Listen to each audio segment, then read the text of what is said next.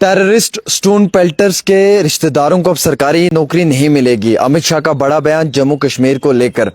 अमित शाह ने एक बड़ा बयान जारी किया है कि जिन लोगों के रिश्तेदार टेररिस्ट हैं, मिलिटेंट हैं, स्टोन पेल्टर्स हैं,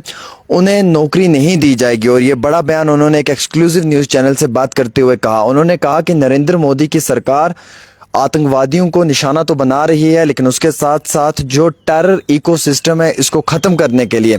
जो आतंकवादी हैं, इनके जो रिश्तेदार हैं, जो टेररिस्ट हैं, इनके जो रिश्तेदार हैं, उन्हें बिल्कुल भी सरकारी नौकरी नहीं दी जाएगी। और जो स्टोन पेल्टर्स हैं, जो स्टोन पेल्टिंग में मुलव्विज़ हैं, उनके रिश्तेदारों को भी जो है वो सरकारी नौकरी नहीं दी जाएगी। हमारे पास एक बड़ी खबर आई है दिल्ली से कि union home minister Amit Shah ने कहा है कि कोई भी ऐसा शख्स जिसका रिश्तेदार टेररिस्ट हो या उसका क्लोज रिलेटिव जो वो स्टोन पेल्टर हो, उसे सरकारी नौकरी बिल्कुल भी नहीं दी जाएगी। और इस मामले में अमित शाह जी ने क्लियर कर दिया है कि ऐसे लोगों के खिलाफ कानूनी कार्रवाई भी होगी और साथ ही साथ ऐसे लोगों को बिल्कुल भी जो है वो स्टोन पेल्टिंग के मामलों में जो मुलव्विज़ है उन्हें सरकारी नौकरी नहीं दी जाएगी। हालांकि मैं आपको ये भी क्लियर करना चाहूंगा, इसमें एक बड़ी अपडेट ये भी आई है कि मिस्टर अमित शाह ने यह कहा है कि नरेंद्र मोदी की गवर्नमेंट जो है वो टारगेट कर रही है टेररिस्ट्स को, यानी कि आतंकवाद को तो टारगेट कर रही है, लेकिन उसके साथ साथ जो ये टेरर इकोसिस्टम है इसको भी खत्म करने के लिए और जो ये टेरर इंसिडेंट्स होते हैं इनको खत्म करने के लिए मुल्क में, देश भर में, कश्मीर के अंदर जितने भी लोग आतंकवादी हैं या जो स्टोन पेल्टिंग में मुलव्विज़ हैं, उनके रिश्तेदारों को अब सरकारी नौकरी नहीं दी जाएगी। और उन्होंने कहा कि हमने कश्मीर को लेकर ये एक बहुत बड़ा डिसीजन लिया है कि जो टेरर ऑर्गेनाइजेशंस के साथ जुड़े हुए हैं, जो लोग टेरर एक्टिविटीज़ में मुलव्विज़ हैं या जिनके रिश्तेदार या जिनके फैमिली मेम्बर्स जो हैं वो टेरर एक्टिविटीज़ में काम कर रहे हैं या आतंकवादी हैं या टेररिस्ट हैं या स्टोन पेल्टर्स हैं, उन्हें कोई भी सरकारी नौकरी नहीं दी जाएगी। अलबत्ता अगर वो किसी सरकारी नौकरी में हैं तो उसकी भी छानबीन होगी। उन्होंने ये भी कहा है कि इस चीज़ को लेकर जो है वो कई बार उन्होंने ये कोशिश की है कि होम मिनिस्ट्री की जानिब से कि तमाम उन आतंकवादियों की जो माँ या बहनें हैं उन्हें ये गुजारिश की जाए कि जो आपके बच्चे नौजवान आतंकवाद ज्वाइन कर चुके हैं, जो टेररिज्म में हैं और जो टेरर एक्टिविटीज़ में मुलव्विज़ हैं या जो टेररिस्ट के साथ जुड़े हुए हैं, वो अपने आप को सरेंडर कर दें। अदरवाइज उनको भी जो है वो बड़े सख्त तरीके से जो है वो डील किया जाएगा और उन्हें लीगल एक्शन के लिए तैयार रहना पड़ेगा। अब इसमें एक बड़ा पॉइंट उन्होंने ये बताया है कि फिलहाल के तौर के ऊपर जितनी भी टेरर फंडिंग हो रही थी और जो लोग टेरर फंडिंग में मुलव्विज़ थे, NIA ने यानी कि नेशनल इन्वेस्टिगेशन एजेंसी ने उन लोगों के खिलाफ भी काम करना शुरू कर दिया और टेरर फंडिंग को रोक दिया गया है। अब कुछ लोग जो है वो बैंड पॉपुलर फ्रंट्स के साथ जुड़े हुए थे, चाहे वो JKLF है या बाकी हैं, उन्हें भी बैन कर दिया है। उनकी जो कोई आइडियोलॉजी को फॉलो कर रहा है उसके खिलाफ भी कार्रवाई की जाएगी। और जो लोग अनलॉफुल एक्टिविटी प्रिवेंशन एक्ट के तहत बुक किए गए हैं उनके रिश्तेदारों की भी छानबीन मुकम्मल तौर पे की जाएगी। इसी दौरान में उन्होंने ये कहा कि 2018 में 228 टेररिस्ट इंसिडेंट्स हुए थे, हालांकि 2023 में सिर्फ जो है वो 50 हुए हैं। ऐसे उन्होंने कहा कि 2018 में 189 इनकाउंटर्स हुए थे, लेकिन 2023 में सिर्फ 40 इनकाउंटर हुए हैं।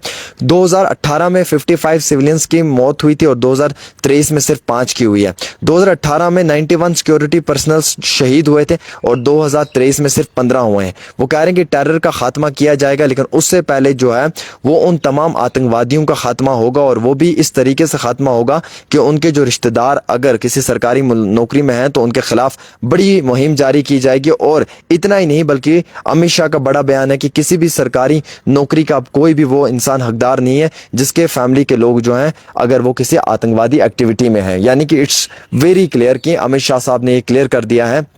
कि अगर किसी भी नौजवान का कोई भी रिश्तेदार क्लोज रिलेटिव स्टोन पेल्टर है या टेररिस्ट है या मिलिटेंट है या किसी भी आतंकवादी एक्टिविटी में है तो उसका नुकसान उसके रिश्तेदार को भी होगा। अगर किसी का भाई आतंकवादी है तो उसके भाई को जो है वो अब नौकरी नहीं दी जाएगी सरकारी। किसी का कोई रिश्तेदार जो है वो अब किसी टेरर एक्टिविटी में मुलव्विज़ है तो उसके रिश्तेदार को जो है वो नौकरी नहीं दी जाएगी, इसलिए क्योंकि इस टेरर इकोसिस्टम को ख़त्म करने के लिए सरकार ने इस तरीके की पॉलिसी बनाई है। बल्कि इतना ही नहीं दोस्तों, इसमें क्लियर कट कहा है अमित शाह जी ने कि जो लोग भी टेरर एक्टिविटीज़ में मुलव्विज़ हैं उनके खिलाफ तो कानूनी कार्रवाई भी बड़े लेवल पे देखी जाएगी और कई सारे जो लोग टेरर एक्टिविटीज़ में इन्वॉल्व हैं उनके रिश्तेदारों से ये गुजारिश की है कि आप अपने बच्चों को जो है वो वापस घर लौटने के लिए कहें और उन्हें कहें कि आप खुद को सरेंडर कर लें, अदरवाइज़ जो है वो आपका खात्मा ही किया जाएगा। और वो चाहते हैं कि इस ट्रेंड को ख़त्म करने के लिए जो है वो एक इस तरीके से जो है वो लोगों को हाथ बढ़ाना चाहिए और जितना हो सकता है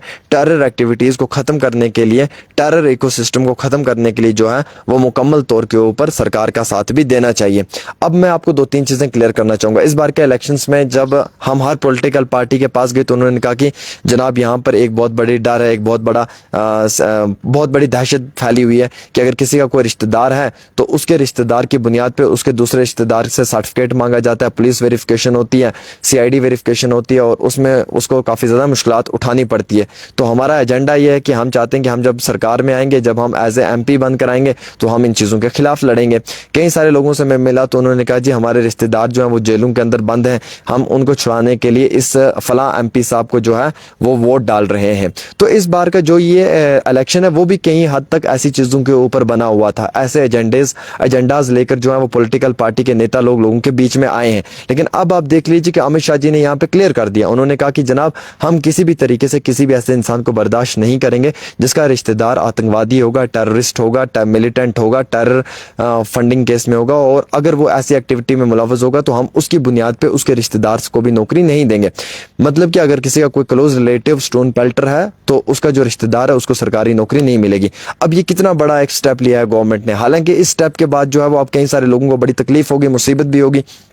इसलिए क्योंकि अगर गलती किसी ने की है तो उसका नुकसान किसी और को मिल रहा है। इट्स वेरी क्लियर कि अगर किसी का कोई रिश्तेदार आतंकवादी है, मिलिटेंट है या टेररिस्ट है तो उसका नुकसान उस बच्चे को मिल रहा है जिस बच्चे ने लिख पढ़कर अपनी ग्रेजुएशन की है, अपनी B.Tech की है, M.Tech की है, PhD की है। अब नौकरी लेने के टाइम उस रिश्तेदार की वजह से उस बच्चे को नुकसान होगा, उसे भी जो है वो सरकारी नौकरी नहीं मिलेगी क्योंकि वो उसका रिश्तेदार है, उसकी गलती सिर्फ इतनी है। अब वो खुद तो करेक्टर वाइज अच्छा है, उसकी फैमिली भी अच्छी है, वो पढ़ने लिखने में जो है वो बिलीव करता है, वो नेशन में बिलीव करता है, वो अपने मुल्क से मोहब्बत करता है, लेकिन उस एक रिश्तेदार की वजह से इस शख्स का भी नुकसान होगा। वो क्यों होगा? क्योंकि वो रिश्तेदार जो है वो टेररिस्ट है, वो आतंकवादी है, तो वो इसका रिश्तेदार है, इसलिए उसकी बुनियाद पे इसको भी सरकारी नौकरी नहीं दी जाएगी। तो अब आप समझ सकते हैं कि टेरर इकोसिस्टम को खत्म करने के लिए सरकार कितनी बड़ी खतरनाक पॉलिसीज का इस्तेमाल कर रही है। इसलिए जो भी नौजवान ऐसे गलत रास्तों पे भटक चुके हैं, मैं गुजारिश करूंगा कि वो वापस अपने आप को सरेंडर करें, वापस घर लौट कर आएं। अगर वो नहीं आएंगे तो उनकी बुनियाद के ऊपर जो उनके बाकी रिश्तेदार हैं उनको इस चीज़ का नुकसान होगा, उनकी बुनियाद के ऊपर जो उनके बाकी रिश्तेदार हैं उनको इस तरीके की तकलीफ का सामना उठाना पड़ेगा। तो लिहाजा करके कम से कम जो है वो इस चीज़ को जो है वो आप लोगों को समझना चाहिए। और मैं सरकार से भी गुजारिश करना चाहूँगा कि कोई इस तरीके की पॉलिसी लानी चाहिए कि जिससे नौजवानों का मुस्तकबिल कैरियर ख़राब ना हो, क्योंकि गलती किसी एक नौजवान की है, उसकी वजह से अगर किसी और नौजवान को नुकसान होगा तो वो चीज़ भी ठीक नहीं है। अगर किसी का कोई रिश्तेदार जो है वो टेरर एक्टिविटी में मुलव्वस है, अगर उसका नुकसान जो है वो उसके करीबी रिश्तेदार को होगा, वो चीज़ भी ठीक नहीं है, वो चीज़ भी सही नहीं है। और अब उन चीज़ों को ख़त्म करने के लिए सरकार इस तरीके की पॉलिसीज़ ला रही है। तो हम ही तो ये चाहेंगे ज़्यादा से ज़्यादा कि जितना हो सकता है जम्मू कश्मीर के अंदर जो है वो टेरर एक्टिविटीज़ कम होनी चाहिए, आतंकवाद का खात्मा होना चाहिए। लेकिन सरकार को भी कुछ अच्छी पॉलिसीज़ जो है वो फ्रेम करनी चाहिए जिससे जम्मू कश्मीर के नौजवानों का नुकसान ना हो। बस हम इतना चाहते हैं, क्योंकि जम्मू कश्मीर का अगर कोई लिखा पढ़ा हुआ नौजवान है जिसने आज नौकरी करनी है, अगर उसका रिश्तेदार आतंकवादी है तो उस गरीब का क्या उसमें कसूर है? उसने तो नहीं उसको आतंकवादी बनाया और ना ही वो चाहता है कि वो आतंकवाद में जाए। वो तो अपनी रोज़ी रोटी कमाने के लिए लिख रहा है, लिख पढ़ कर जॉब करना चाहता है, बट उस रिश्तेदार की वजह से उसका नुकसान हो, ये चीज़ ठीक नहीं है। इस चीज़ के ऊपर सरकार को भी गौर और फिक्र करना चाहिए एटलीस्ट, ताकि एक का नुकसान जो है वो दूसरे को नहीं मिलना चाहिए। बाकी अगर कोई इस तरीके की आतंकवादी एक्टिविटी में है तो उसे जो है वो खुद को सरेंडर कर लेना चाहिए और बाकी लोगों को उसका सपोर्ट नहीं करना चाहिए। अगर कोई किसी का सपोर्ट करेगा तो उसका नुकसान इनडायरेक्टली जो है वो बाकी सबको भी होगा।